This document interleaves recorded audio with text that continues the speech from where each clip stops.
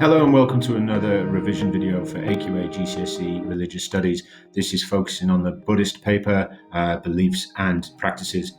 To begin with, this is a question I ask my students. Are there any universal truths, any statements, ideas or facts that are true all the time? And the reason I ask this question is to lead into the subject of this video, which is the 3 marks of existence. The Buddha said that there are 3 universal truths that are always true. They are universal. Let me just move my face. So we have anicca, that's impermanence, anatta, which is the non-self, and dukkha, which is suffering. We're going to start with dukkha because it is the first of the 4 Noble Truths, and the 4 Noble Truths are the first thing that the Buddha taught when he achieved enlightenment and preached in Deer Park. So, dukkha is suffering, it is dissatisfaction, and it is unsatisfactoriness. It is the center of the human conditions. There are 7 states of suffering, of dukkha, broken down into the physical and mental. The physical states are birth, old age, sickness and death, and the mental states of dukkha are separation from someone you love, contact with someone you dislike, and not being able to achieve your desires. And then we have 3 types of dukkha: ordinary, change, and attachment. These are the types of suffering we experience through physical and mental pain, which is deemed as ordinary, through the suffering caused by loss, which is change, and suffering caused by the dissatisfaction we have as a result of our attachments. You can see how this is all linked into the 4 Noble Truths. So, the Buddha said, "What I teach is suffering and the cessation of suffering." It is a good idea to memorize a couple of quotes, or at least have a good idea of what you can paraphrase. So let's have a look at the next one, anicca. Anicca is the sense of impermanence.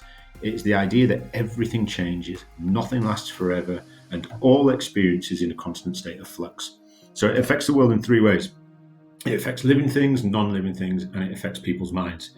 Now, the first one is pretty obvious. It affects living things. We get older, we die, we are impermanent creatures. In Buddhism, we often use the imagery and the symbology of a lotus blossom, because they rise up out of the dirt. They're beautiful, but then they decay and die. Okay, it's a sense of impermanence. Non-living things is pretty straightforward as well. What have I got? My phone.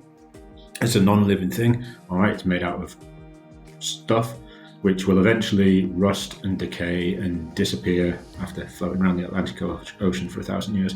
But eventually, it is impermanent and it will die also. And people's minds is the final way that impermanence affects the world. We change our minds all the time. There is no such thing as a permanent state of mind. I am an entirely different man to who I was 10 years ago and 10 years before that. And yes, I am that old. So, Kisa Gotami and the mustard seed is a very good example, a very good parable story to explain the concept of impermanence. And if you do not know it, learn it. Go have a quick read of it and understand it. I'm not going to explain it here, but essentially at the end of the story, she understands that everything is impermanent and she can move on with her life.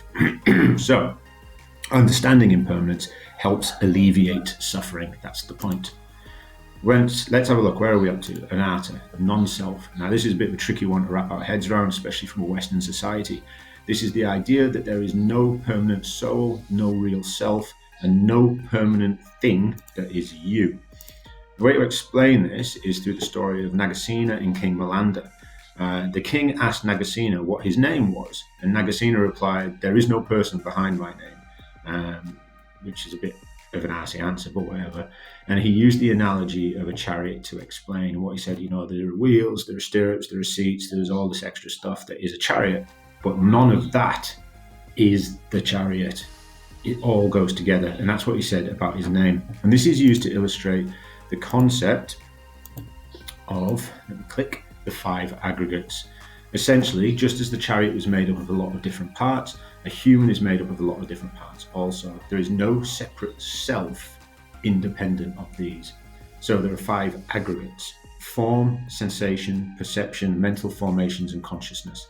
Essentially, our body, our feelings, our understandings, our thoughts, and our awareness.